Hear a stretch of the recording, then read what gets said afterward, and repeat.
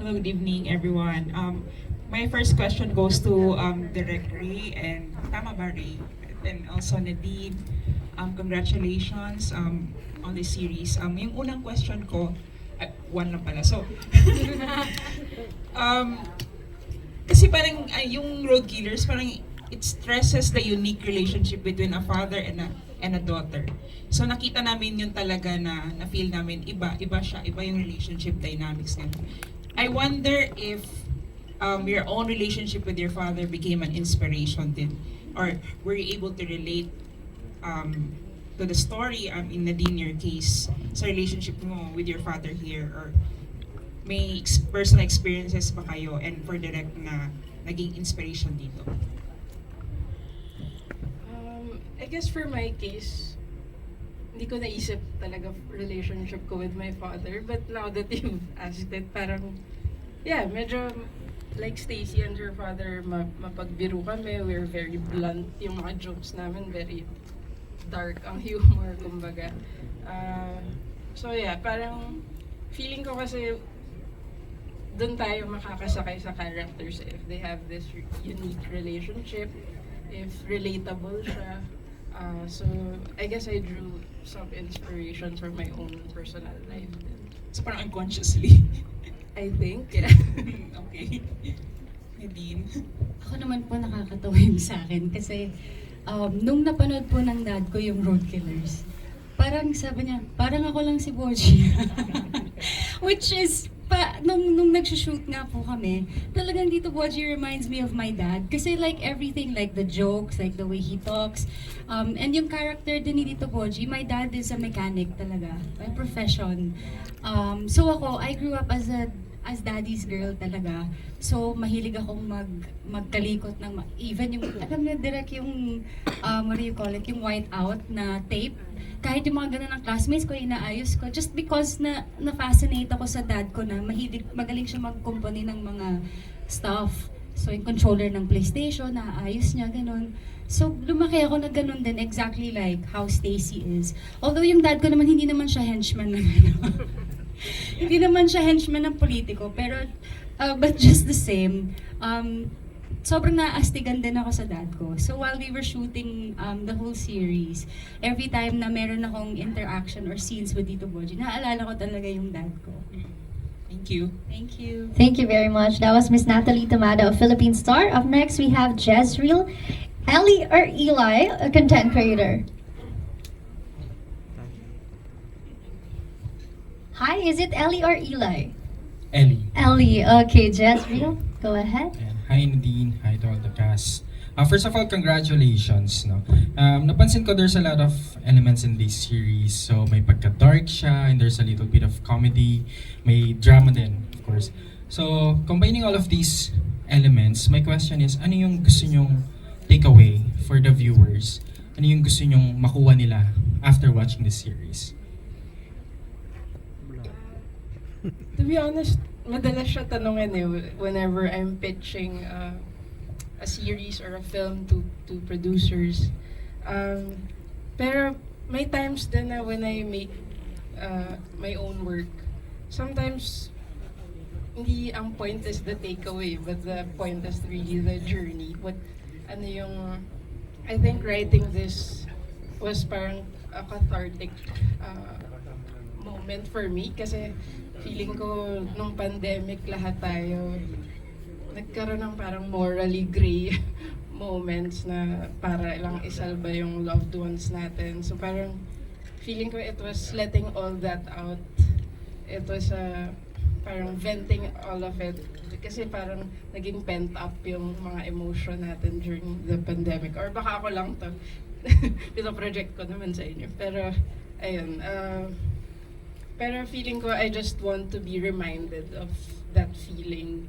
And parang para mas ma-appreciate natin yung now na we're back to normal and yeah, at least wala na tayo doon. We're out of the woods. Diba? Ayun. So, it's not really a takeaway but it's more of just a cathartic moment during the pandemic. Anyone from the cast?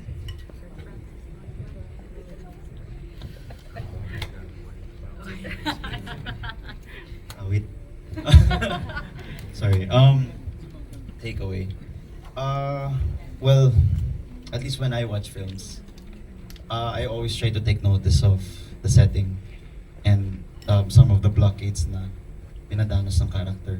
And Direk Ray always does this. Something that I've noticed. She always likes to put a little bit of truth of what the country is now. And interestingly now, for this series, it was a moment in time when the Philippines was experiencing the pandemic and it wasn't good. So I think for me, when I watch stories like this, it's important for us to notice that little bits of truth, no matter how ugly it is.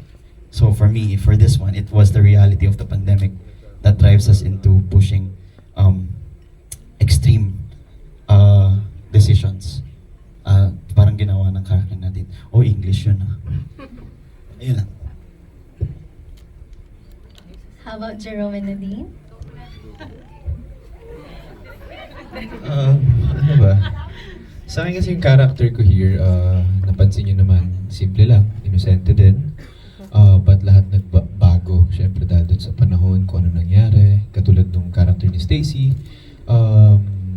nagbabago lahat, lalo na kapag sa mga panahon na, alam mo yan, gipit tayo, may mga pangyayari na hindi natin inaasahan.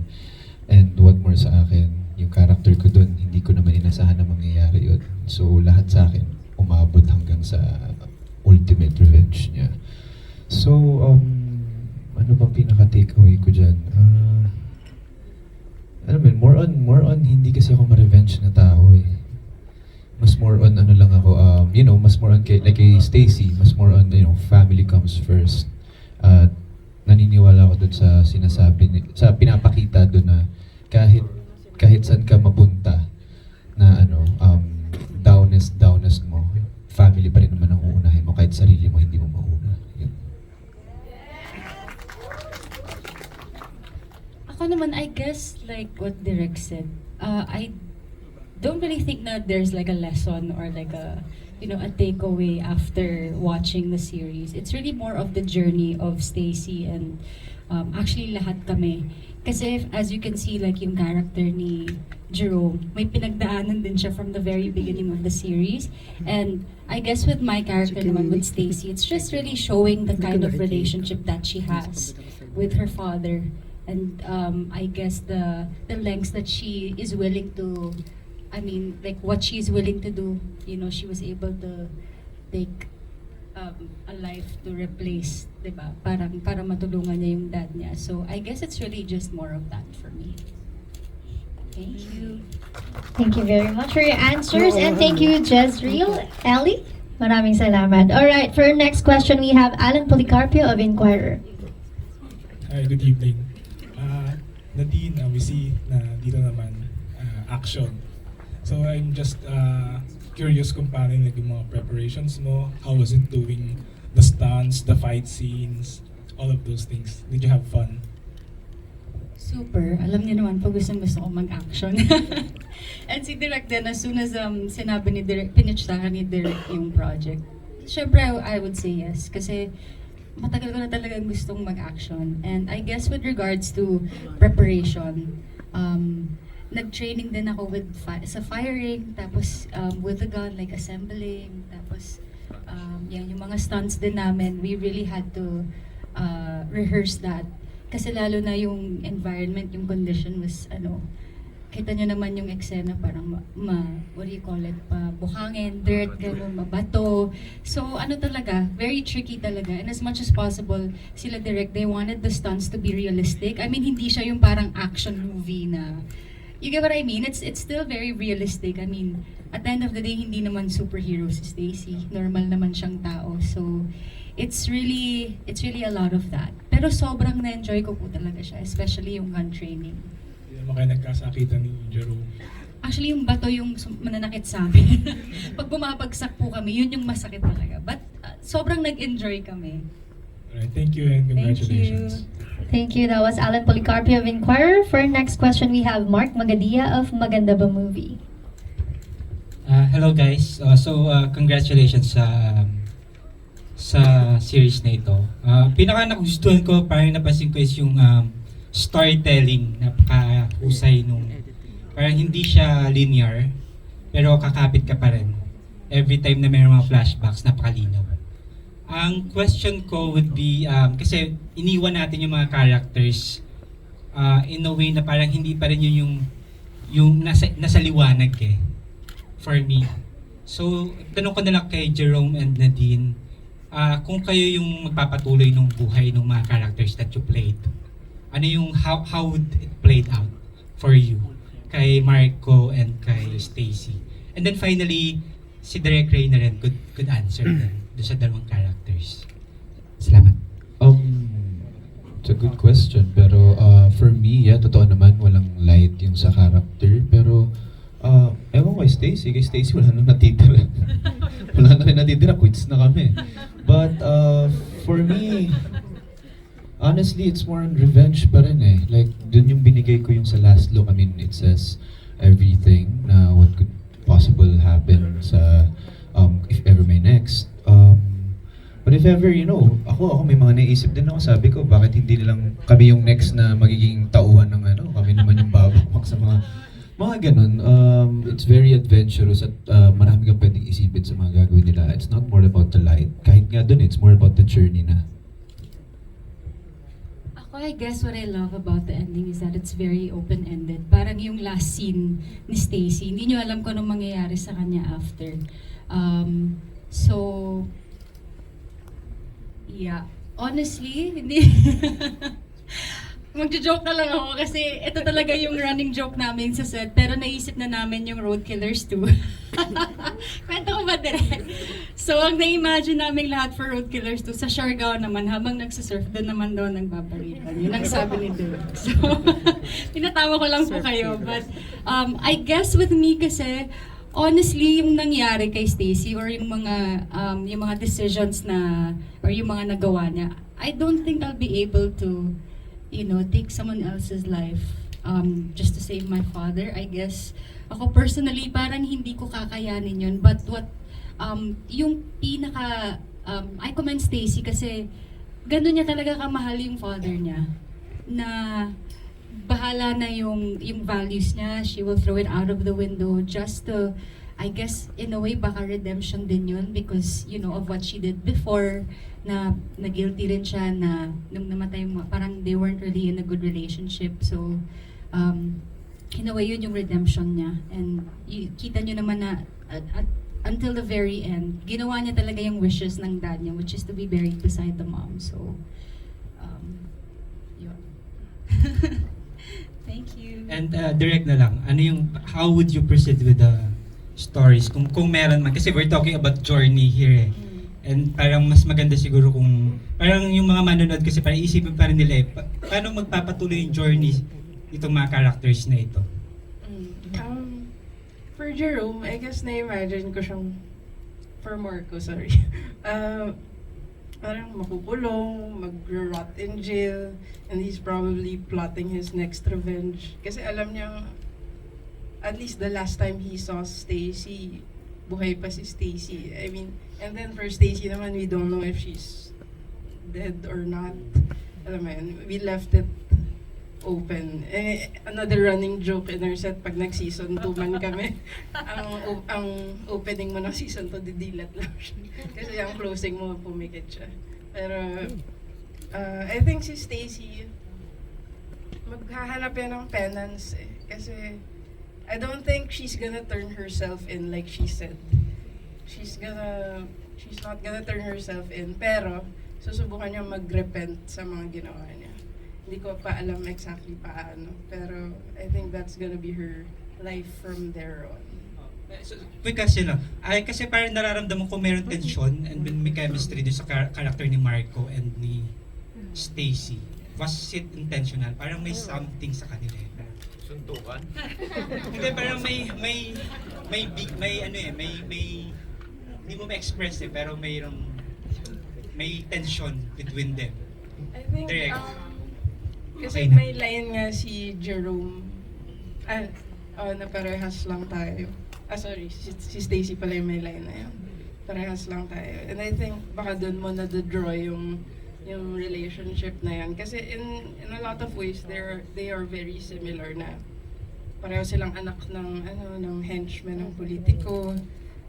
Pero for some reason, para silang alpha omega na na nagkaiba yung landas nila. Ayun. Pero si Stacy, actually I would like to think both of them are at their core mababait naman silang tao. Only na push sila to do bad things. Thank you very much for answering the question. That was Mark Magundayao of Maganda Ba Movie. Thank you very much. Up next, we have G. Trilliana of Malaya. Hello, good evening. Congratulations on this tightly woven action, drama, political film. Can you share some of the experiences on filming the film? Anong mga ma-share niyan, like yung sa lifting, sa gun, yung mga action, pati yung chase, yung mga car chase, how was it?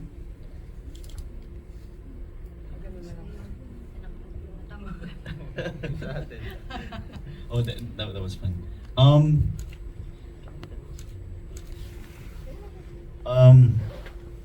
Paano ba? Maraming parts nung shoot namin na I found very, very interesting kasi it was the first time na nasubukan ko siya. But siguro, I don't know kung nakuha nyo, but alam niyo yung eksena na pumunta si Stacy at si Jairo sa warehouse? Umaga yun. That was shot at 1 p.m. in the afternoon. Pero hindi mo ka, di ba? So, those things, parang para sa akin, etos nalaman ko pa recently, Direct Ray has been planning this very meticulously. Nag-storyboard si nag-storyboard si Direct Ray daw, sobrang meticulously. She planned this up to the smallest detail. Kasama kung ano magiging itsura ng loob ng warehouse ng alauna ng umaga, pero dapat mukha siyang gabi. These little tricks and techniques na ginamit namin for this film is, I think, parang testament siya as to how much we want to make you guys feel something strong. And in the process, nagugulat ako kasi pagdating ko sa set, ay, umaga. Pero pagtingin namin sa monitor, gabi. And another part of that is yung inukit dito sa akin. I've worked with prosthetics before, never in that way. And para ding alam nyo, hindi siya masaya. Kasi you literally don't see anything for around 8 to 12 hours. But that's why we like doing this. Kasi it feels real. And I hope it made you guys feel real. Ganon siya kapag sinaksak sa mata. Yung ganong maliit na punas ni Jerome, nagsisell bigla. So, may mga ganong parts na ginawa sila direct na hindi nyo ever malalaman hanggat panoorin nyo siya ulit for the entire series. It's nakaka-geek out. It's really, really fun. Wala pa akong answer. I think ngayon when I try to recall, ang natatandaan ko yung action scenes, yung pagod. Yung parang yung ulan, yung umuulan, may time na How long did you shoot this time? We shot it for 12 days. And may point na parang, ba't ko ba ito pinitch? Parang, ayoko na ng mga kotse. Kasi unpredictable ang kotse. Kasi hindi mo alam kung parang kailangan mo tansyahin yung speed niya, kung tama ba. Ang dami niyang rehearsal. Pero I'm very glad at yung how it turned out. And siguro ang na-recall ko na is how much effort everyone put in. Sobrang appreciate ko. Like, sila bilad na bilad sa araw, tapos bilang next day uulan. Alam mo yun, parang ang daming pinagdaanan ng prod na may mga parang may mga maka-cancel because of the weather. Parang na-shoot namin siya within a span of 3 months. Na very unexpected naman na problems. But ganun ang prod eh. Siya eh. there's a lot of moving parts that you can't control and it's no one's fault. Pero ngayon, watching it now, and I'm glad you guys got to watch it. Parang siyang, parang worth it yung pagod. Ganun. So, ayun. I'm glad we're done, and I'm glad we get to share it to the viewers. Ako, I guess for me, yun nga, sobrang hirap ng conditions just because we're always shooting outside. And during that time, medyo unpredictable yung weather. So, minsan pag, alam mo yun, pag nag-start na po kaming mag-shoot na blue skies, tapos biglang uulap, we kind of have to wait a bit kasi iba yung lighting. So, ang daming beses na nakakancel yung shoots just because of the rain.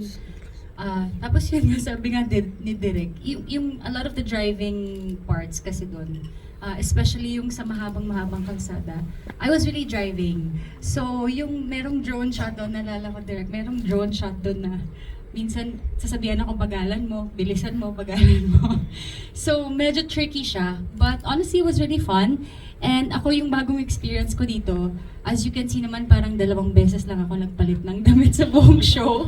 So, contrary to my other roles before na laging malinis, laging maayos yung buhok, ganyan, dito naman po sobrang dumi ko. Gumugulong sa dirt.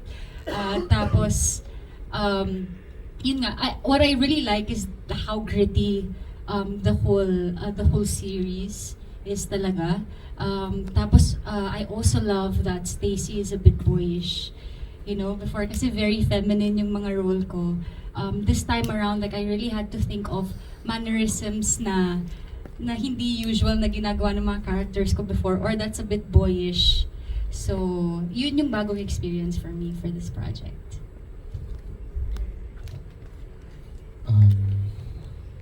Ano ba? Well, same din naman. Lahat din naman ng characters ko mostly is parang clean. Pero dito napansin nyo, first few days, nagpatubo ako ng balbas, bigote. It's real. Pero nung pumasok na ito, nakita nyo naman kung gaano ka-clean look yun dito sa Safe Skies Archer.